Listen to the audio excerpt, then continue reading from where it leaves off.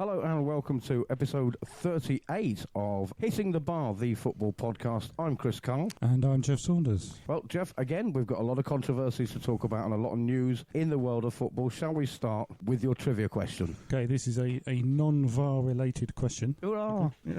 2 weeks ago at Goodison Park, Bernard and Richarlison became the second pair of Brazilians to score in the same competitive match at Goodison Park. So it's the second time two Brazilians had scored in the same match at Goodison Park. Who were the first? All right, intriguing, and we'll find out at the end of the show. Let's turn our attention to what happened in the Premier League this weekend. Your team, West Ham, narrowly beaten by Arsenal. Yeah, and West Ham deserved to win. We had a hatful of chances and managed to miss from inside of 6 yards three times. Yeah, so there's an argument that says, well, yeah, you deserve to lose then. I mean, there was a time, wasn't there? Zamora was the one for missing open goals and sticking it into Rosette and everything, but that was kind of the same thing. And the Arsenal goal was discussed and looked at by VAR for a very long period, but actually you had to admit that it was a correct decision. Oh, I think it was a correct decision, but if that was a correct decision, then why wasn't the one for Everton against Manchester United the week before not correct? It's complete opposite decision, and the situation almost the same. It's the same with Tottenham's beating Man City in the Champions League. That went their way. In other games, it's gone exactly the same situation has gone another way. So there's no consistency whatsoever. But let's have a look at some of the other games, because I suppose another game where the team who were the better team won was Manchester United beating Man City 2-0, which surprised a few people, but not you or me really. Well, I thought Manchester City would win right up until I saw the team that he'd picked. And you take De Bruyne out, and De Bruyne is the best midfield player in the world. You take him out, and they're big shoes to fill. And I'm sorry, but Foden did not fill them at all. They had 72% possession or something, and they owned the ball everywhere except in Manchester United's penalty area. They just didn't seem to get in it. Yeah, they didn't look dangerous. Yeah, Manchester United had 12 shots to Man City's 7 and 6 on target to Man City's 4, but 28% possession, so they less than a third, but they managed to use that 30% more effectively, I suppose. Well, that's right, and that's what Manchester United have been doing all season. They've been defending and hitting teams on the break. What's happened, which has given them success in the last sort of month and a half, is Fernandes. They've suddenly got somebody who can turn that attack into something really dangerous. Yeah, he's phenomenal, actually. Excellent player. Yeah. He's had a massive impact statistically, as well as just the way they played on Manchester United. And they're actually on their best run of form since that ridiculous run of form that Solskjaer had when he first took over. Unbeaten in 9 or 10 already, and winning since he came on board. I think they've scored like 17 goals and shipped 2. Yeah. They look a much better team with him in it. Does it mean that Solskjaer's job is safer than it was when we were talking about him a few months ago? Well, I mean, you would have to, because the currency is points you win, isn't it? And that's what matters to the people who make these decisions. So the more points he wins, the safer he is. Does that mean he's a good enough manager to be at that level? Well, one argument is if he's getting the points, then he is, and the other is he's still not convincing. But if I was Woodward, I would be saying that he's justifying my decision. You would you? I would. Yes. Would that I would. Would that you would?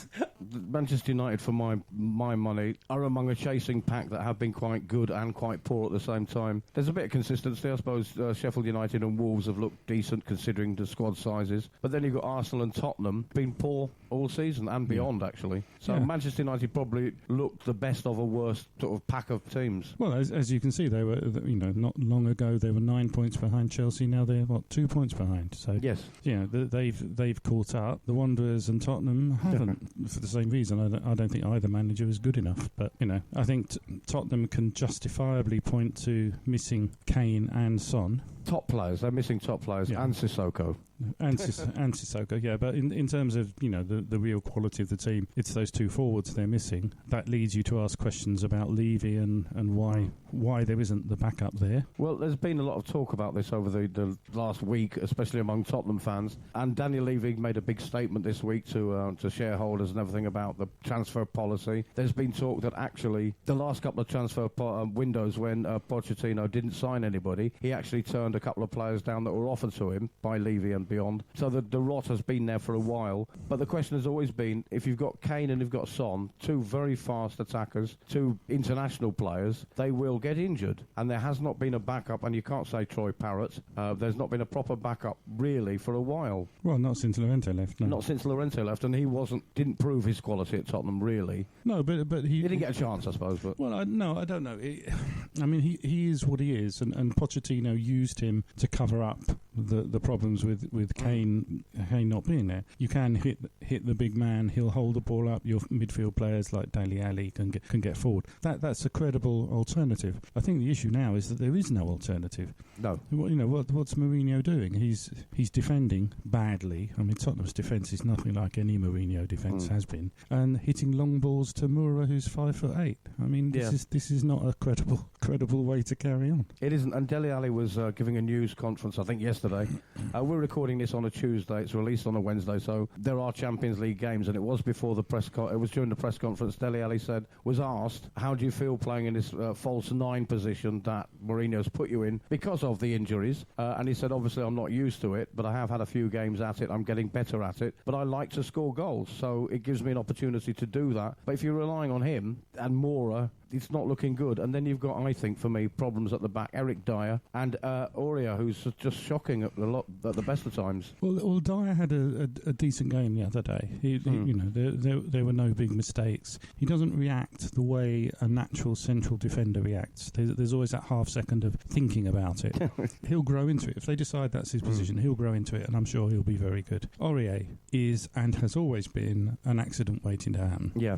And he has been there a while now. Yes. We're going to have to move on to this because Mourinho has criticised Ndombele, Tottenham's record signing, by the way. Marquee signing in many ways, and, of course, the most money. He's criticised him openly, which we're going to discuss now. But one of the things he says was that it does take a long time to adjust to the Premier League, and I understand that, coming to a new country is difficult. But there have been players for a lot of big clubs like United and Liverpool and City, where players have done that a lot quicker. Aurier has had plenty of time to adapt. He's had a couple of seasons at least, and I don't think he's going to get any better. And I think, should Mourinho stay beyond the summer, I think the defence is something he's got to sort out, and there are a couple of players there that have got to go. Well, there's three of your back four for a start. Yeah. So, I mean, it's a big rebuilding job. It is. We're missing, and, a lot of Tottenham fans will disagree with me, but we're definitely missing Kyle Walker. That was never a position that's been filled adequately since. Well, it was filled by Trippier, and you haven't replaced Trippier. No, well, by the way, who is playing brilliantly for Atletico, by the way. Yeah, damn him.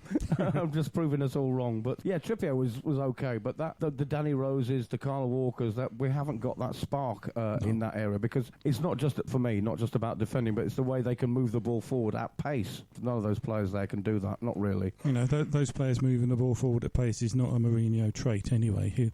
He goes for who's the best defender, best true, at defending. Yeah, well, he's got nobody so far. He's got a lot of problems there, but let's talk about his, let's call it, behaviour. For me, the jury's still out on Mourinho. Maybe he'll turn it round. I don't think what's happening at Tottenham is his fault. I think it would have happened under any manager. There's a lot of cracks there. There's a lot of problems that we don't know, and that are also obvious to us. But he came out and criticised publicly and quite blatantly Ndombele for having a bad game. And he did have a very bad game, actually. And he's had some terrible games of late. He's also had some minor injuries. But I don't think you should come out and blame one player and say, I've given him enough time. How much more time can I give him? He has to do better. Well, I think it's a disgrace to hang him out to dry in public. And what positive outcome does he think he can possibly get out of that? No.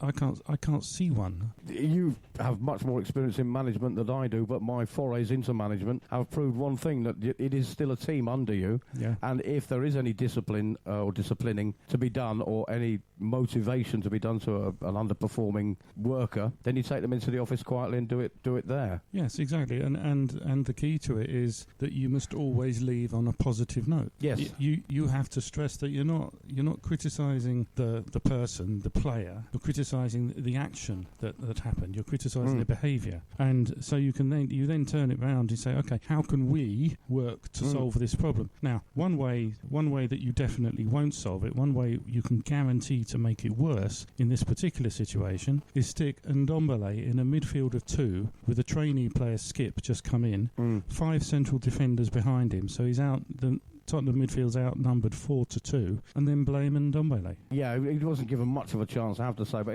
he's had a few bad games, but like you say, Mourinho should turn around to him and say, look, I've noticed and I'm not happy with the way you're playing. What can we do to help you? Is it the training's not helping you?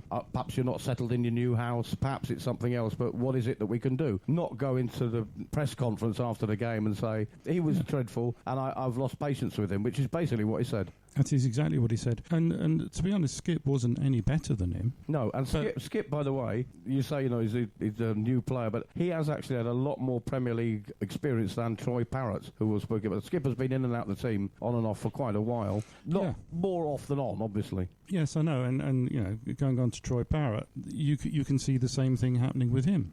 He's thrown this number 9 target man, Parrott, in there, who's come out of the B team in, I don't know what they call it nowadays, but the B team. The under 23s or whatever. Whatever they're called, yeah. And so he's used to being, if you like, big fish in that pond, and he understands the game. Now, when managers bring in new forwards, traditionally, about 99% of the time, they play them wide. And the reason they play them wide is that the sideline is your friend. You have your back to it. Your degree of vision, which is usually about 140 degrees, is most of the pitch. So the game is much, much easier for you. Much easier. So you can see everything, and everything's happening within your vision. When you're in the centre, as a centre forward, it's hellishly difficult. Your field of vision has to be that much greater. You've got to be more than 180 degrees. You've got to be looking more, aware of much more that's happening on the pitch, because it's not all in front of you. So why is he thrown? He's thrown Parrott in almost under protest. So Parrott knows he's only playing because all the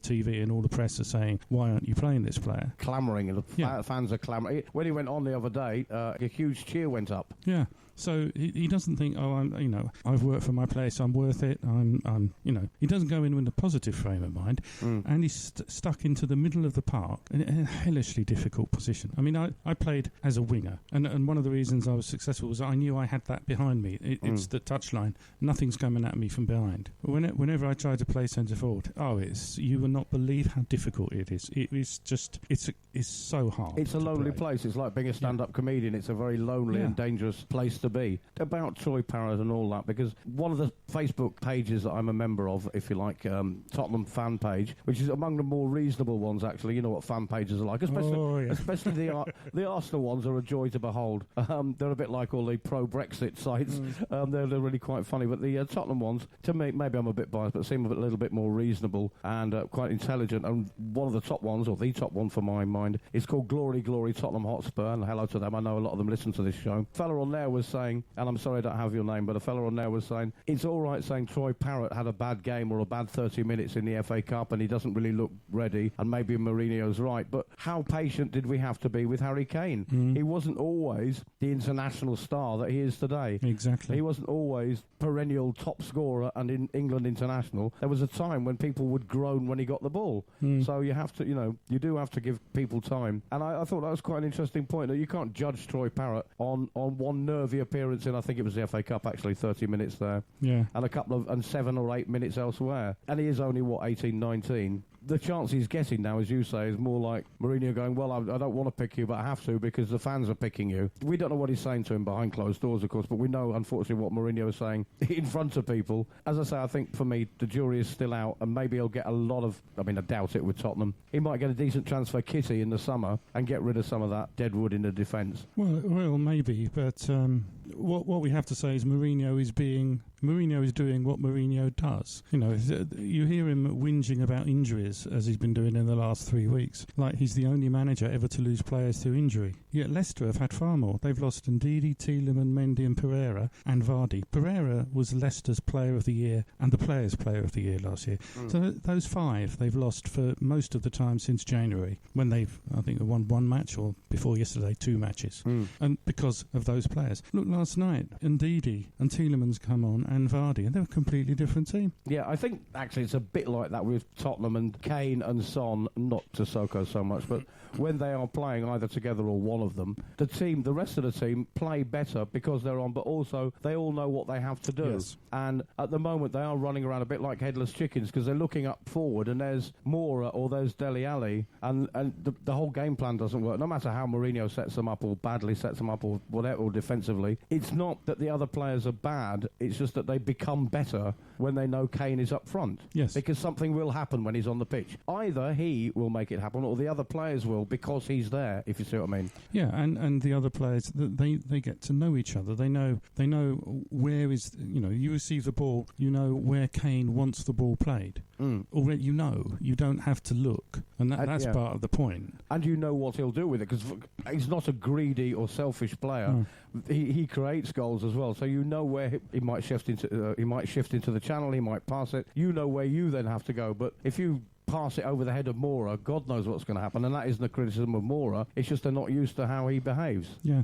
In that situation. Yeah, that's right. But to take it back to Mourinho and Leicester lost their entire midfield, their main striker and their right back, and their manager, Brendan, hasn't said a word about it. Not one word about injuries. Each manager has their different way of approaching things. Some of them work, some of them don't. Klopp is always smiling and is always your very sort of enlightened European. You've got Brendan, who talks about himself quite a bit. You've got Mourinho, unfortunately, who does seem to whinge, and he doesn't. He looks under stress, actually. Yeah, but there is an argument that what happens when a manager talks about injuries, it gives the players an excuse to fail, and there are some players who will take that excuse. And we don't like to name names, but Vertonghen and Alderweireld do swing to mind. I think Mourinho is a very, very bright man. Anybody who speaks multiple languages and has won a trophy at every single club he's managed is a very bright person. There's no argument. So he must know the tactic of sort of blaming injuries and almost giggling and laughing hysterically about it. It seems as if he thinks that is a tactic that will get the team together and go, come on, lads, in the face of adversity, blitz spirits, we're under fire, we've got very few people with us. What can we do? Let's get together. But it doesn't sound like that. No, it sounds much more like classic Mourinho year two, getting his excuses in, preparing the ground for the payoff and the next thing. All right, what about the other team? So Leicester won last night, beat Aston Villa, who are now in a lot of trouble. Well, they are in a lot of trouble, and one thing that we're used to seeing from teams in the bottom three or about to become in the bottom three is they usually fight. At the end of the season, however good they've been before, they fight. Well, Villa didn't fight. Norwich, for example, took Liverpool all the way in their league game. They beat Tottenham on penalties, but they still fought in the FA Cup, which probably they don't need an FA Cup run. And Norwich have been battling in these last few games, because as it gets to that last 9-10 games of the season, that's when, as you say, they start to battle. And look at Leicester in the season before they won the league. They were down and out, and suddenly they won the last 10 games in a row and stayed up against all the odds. Yeah, and look at Watford this season against Liverpool. And Watford, again, only team to beat them this season, and very well too. So Aston Villa just haven't got the fight in them, is that what you're saying? Well, they didn't have last night, no. So Leicester back to winning ways, couple of goals for Vardy. Yeah, and what I'm saying about Ndidi comes on the pitch and they look a completely different team. Well, look if you had Ndidi and Tielemans,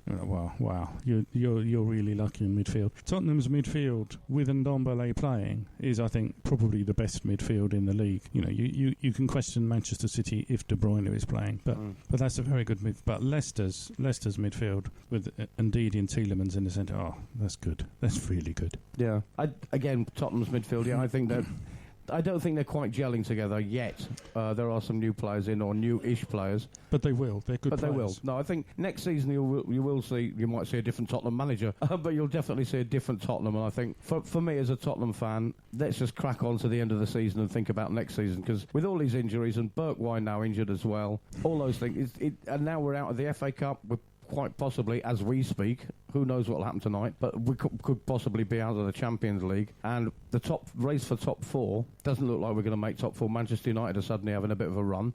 What do you say? Would it be a good thing for Tottenham not to finish if they're not going to finish in the top 4, not to finish in the top 7, so next season they don't have to worry about Europa League and all those long Thursday night journeys, and maybe just concentrate, as they say, the cliche, on the league? I think that would be their best bet, to be honest, yes.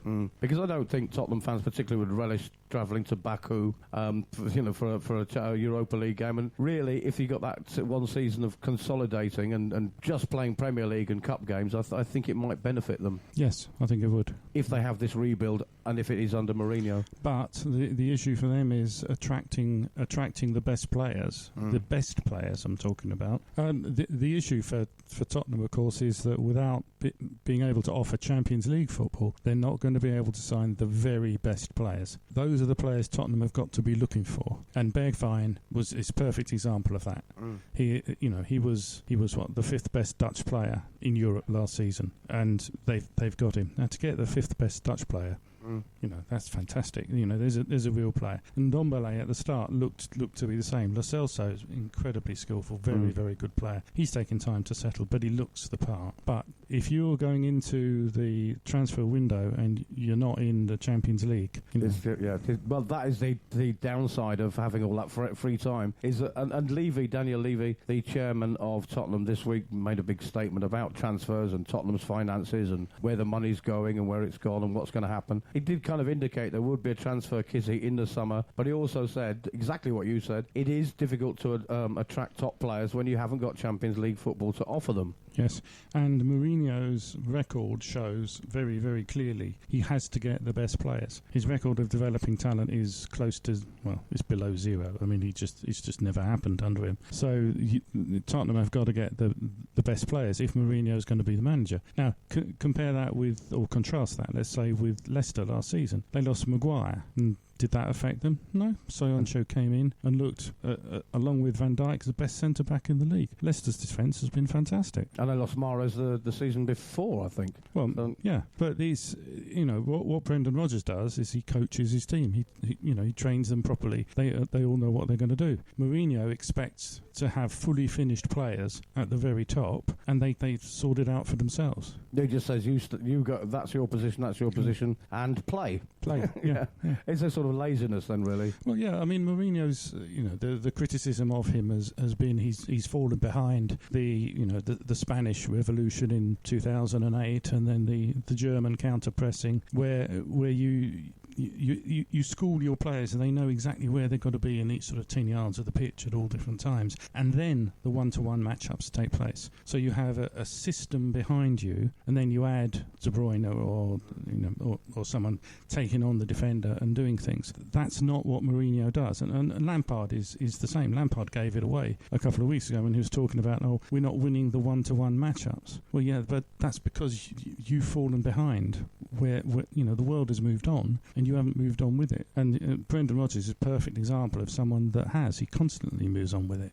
He's sort of developing his style and learning from what's new. What about then another new manager, Arteta? He was down for manager of the month, didn't lose in the month of February. The groundsman. The groundsman at the Wanderers, yes. Yeah. Is he really having that positive an impact? Not that I can see. I think there is more structure. You can see them playing with more structure. More discipline, possibly. Yeah, for longer periods of the match. But he got a very lucky win against West Ham. Well, this is the thing. I mean, Tottenham have looked for a long time, under Pochettino as well, in disarray. But they were kind of playing beautiful football sometimes under Pochettino and still losing games. Now they're either drawing or losing under Mourinho, and they look confused. Arsenal under Emery before looked confused, and now they look disciplined, but they're not actually doing any better particularly. Right, because the quality of player isn't there. If you put the Arsenal players down, in position order, and then you put the equivalent Tottenham players down, I can only think of Aubameyang that would get in that team. It would be 10 Tottenham players and Aubameyang. Yeah, that's exactly. I would have said exactly the same. And Aubameyang might not be at Arsenal much longer. There is talk of him leaving. Yeah, I think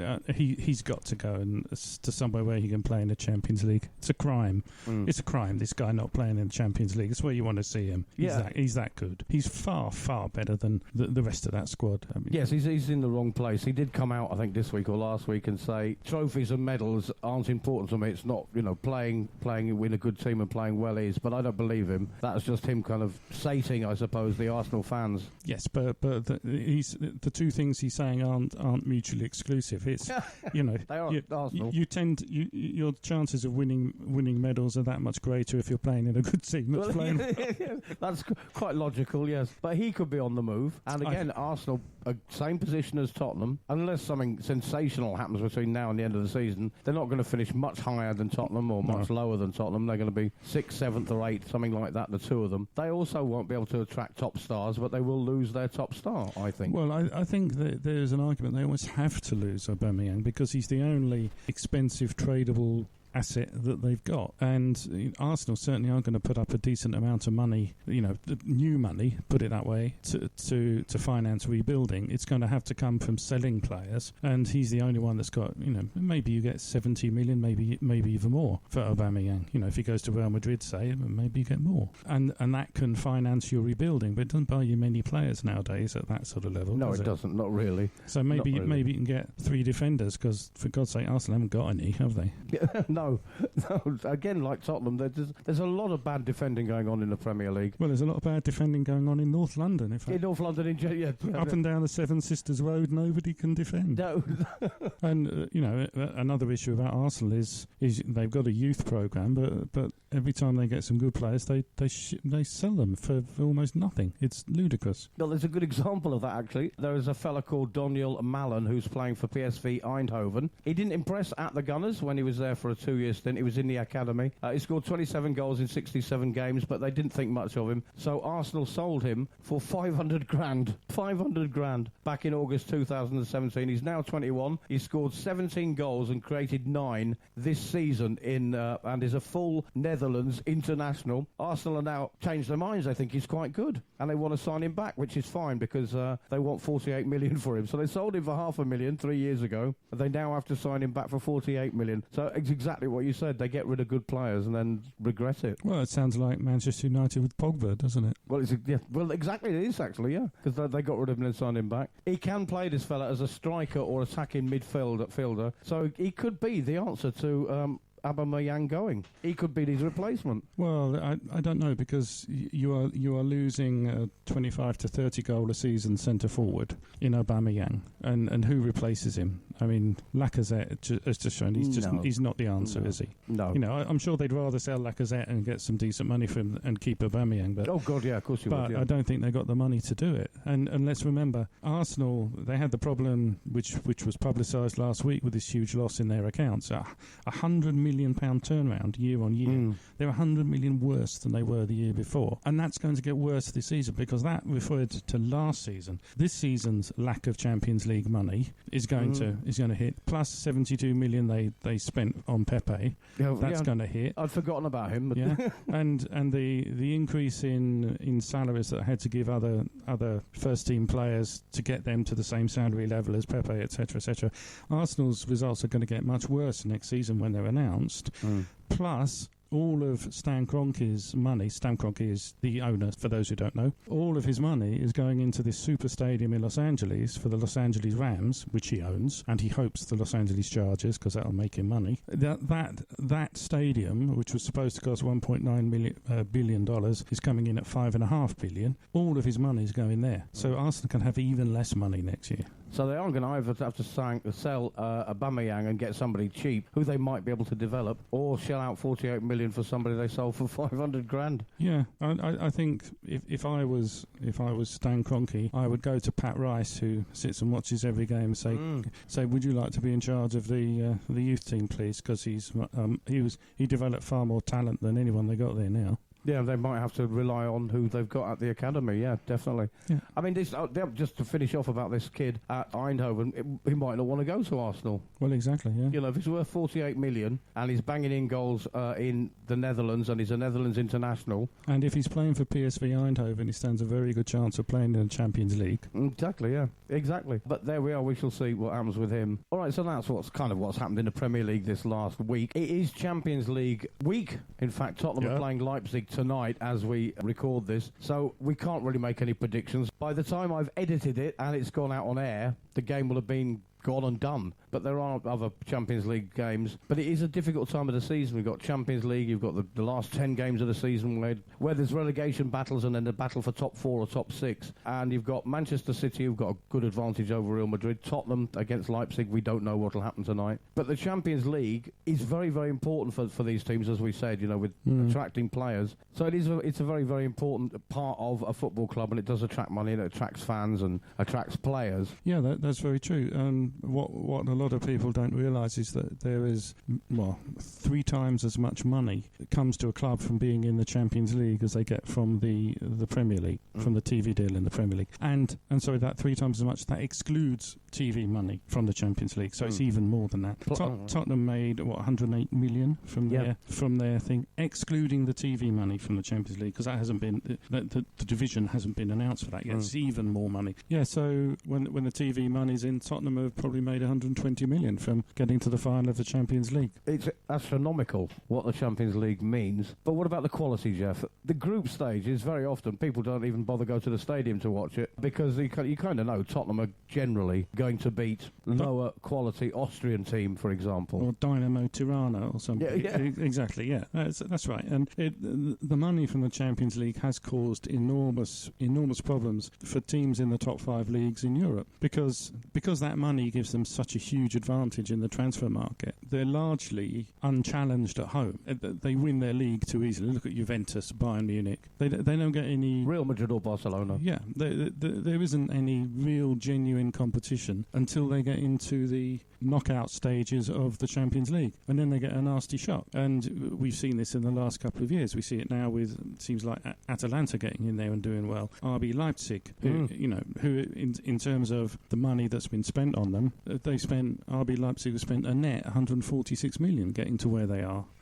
There's no money at all. They're just incredibly well run. So they're much more likely. That's why they surprised Tottenham. Yes. Because actually they were the better team. And I suppose the point is that they're having to work week in, week out, grinding out victories and trying to find ways to win, because the competition is a lot stiffer below the top 4 or whatever, or top 3. Whereas the bigger clubs, like, if you can include them, Tottenham and Liverpool and everything, Man City know they're going to win most of their games. And they suddenly come across a hard-working team that is hard working all the time. Is that what you mean? Yeah, exactly. But if you look at Liverpool's success this season in the league, everyone's complained, there were lots of occasions where they didn't deserve to win, but they did. So Liverpool are actually quite good at managing to win when probably they shouldn't. There's been a lot of those, yeah. But Man City is a good example. Manchester United were a good example. They're all good. But regarding people not going to watch Champions League matches in person, a competition becomes boring when you consistently load the dice in favour of certain teams, which is what's happened with the money. Most people don't know, but in the first 3 seasons of group stages in the Champions League, no English team ever qualified. They were knocked out by Portuguese, Scottish and Turkish opponents. In those same first 3 years, the champions of Germany twice failed to qualify from the groups. Barcelona were knocked out in the qualifiers by CSKA Moscow. So what did UEFA do to respond to that problem? They simply removed the need for clubs from big countries to qualify. So here we are. You can have the money for free. Now, when Nottingham Forest won their second European Cup, their first match was against Liverpool. They had to knock Liverpool out in the first round of the European Cup. That was a competition that was worth winning. That was an incredibly difficult competition to win for that reason. And now they actually keep clubs from the same country apart for as long as they possibly can. Well, yeah, look at the Vars this season. In the latest round, Manchester United, seeded number 1, play Lask, who nobody's ever heard of from Austria, the bottom seed. Well, it's just a bye, isn't it? It is, yeah. We want Manchester United because the Europa League has as much more trouble than the Champions League attracting people to watch it. Yeah. So if you've got Manchester United going through further and further, then people are going to watch it. They're not going to watch, Torino against CSKA Moscow, for example. Well, that's the argument. I don't believe it, actually, because I used to love watching these teams that I'd never heard of. And one of the best matches of football I've ever seen seen was Werder Bremen against Bayer Leverkusen in the old UEFA Cup. Two of the most fantastic football matches you could ever hope to see. Just end-to-end at speed with fantastic control and skill and artistry and, too many goals for anybody who's a coach. But it was the most wonderful football match. And now we can't see that anymore. No, I think as a football fan, you watch anything you can. Especially, you know what it's like during the summer when there's no football on. You'll watch two cats on a rolled-up piece of paper. You know what I mean? Just to get some action.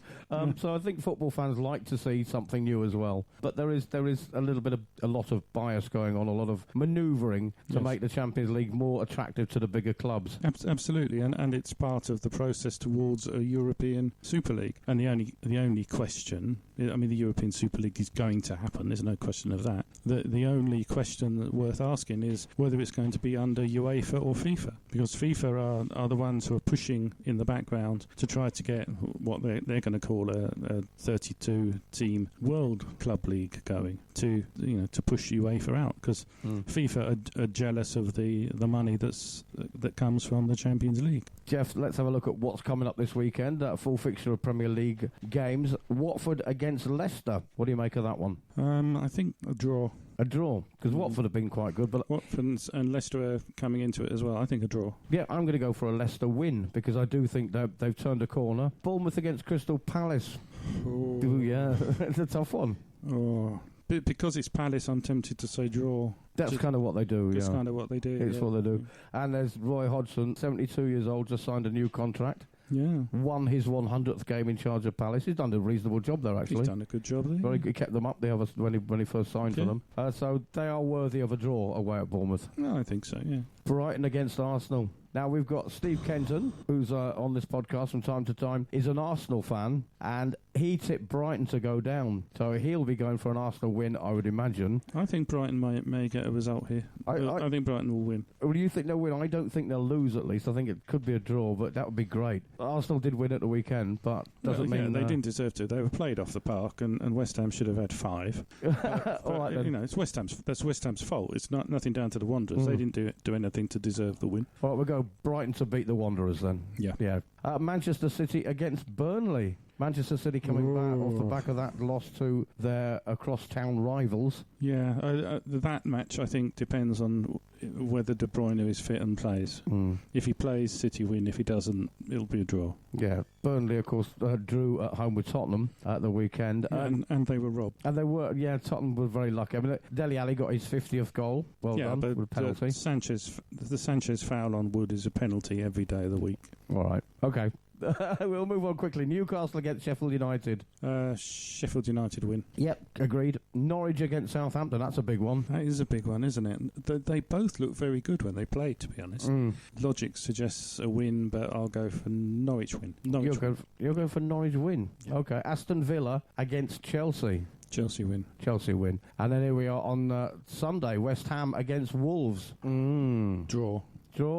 I'm going to go for a Wolves win.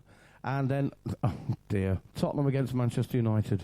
Man United hitting form. On form, you'd say a United win, but a draw, because that's what Mourinho does. Against Manchester United, he won't want to lose that one. No, a draw. He will not want to lose that one. He might just go for the draw. But I'm going to go for Tottenham win, believe it or not. Monday, Everton against Liverpool. Everton just having been thrashed, of course, at Chelsea. They were thrashed too. You have to think, I mean, Ancelotti is one of the really, truly excellent managers in the world. He's not going to allow that to happen 2 games in a row. You'd have to say they've got to come back from that. I hate to say draw again, but I think a draw. Don't forget, it is Liverpool, the champions in waiting. They're not going to get thrashed, not again, no, of course not. Draw, I think. Okay, then. And then as this podcast goes out every Wednesday, let's have a look at next week's Champions League. Manchester City against Real Madrid. City win. City win, and of course they already won in the first leg, 2-1. That's right, and Real Madrid, there were stories going around the internet, Real Madrid are brilliant in the second leg. Actually, they're not. They've only ever won a second leg where they were losing from the first one once. Another bit of fake sort of statistics they work in people's favour, what they want to say. Bayern Munich against Chelsea. Well, it's Bayern Munich by whichever number they choose to score. Yeah, I mean, they're already 3-0 up.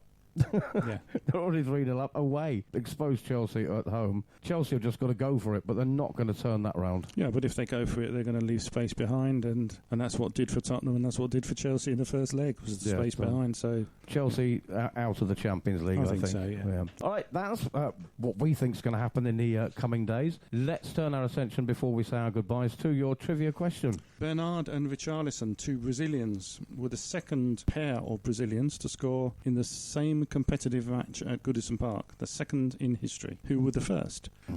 Well, two of the best players ever to play the game, Pele and Garrincha, in the 1966 World Cup. Right, so the game was played there, and it was a World Cup game. Yeah. Yeah, you fooled me, because I was trying to think of players who played in the Premier League or the First Division. Well, Pele at Goodison Park, that must have been one day out. Well, and Garrincha as well. Yeah, of course. How much would I love to go back in time and watch that match? Garrincha was one of my heroes as a boy growing up. One of the reasons I became a winger was Garrincha. He's an inspiration to you. Oh God, yeah. He was just the most wonderful player. And in the modern world, of course, he'd become a multi-billionaire, and there'd be no problems. But in those days, playing in Brazil, tended not to happen. So he died in complete poverty. It's a terrible shame. Yeah. Terrible. Such a talent. Brilliant. Thank you for that. That's all we've got time for. We'll be back next week with more Hitting the Bar. You can also find us, of course, on Facebook and Twitter, Spotify, and all those different platforms where we are hosted. Leave your comments and your reviews of this podcast. I'm Chris Karle. And I'm Geoff Saunders. And that was Hitting the Bar, the football podcast.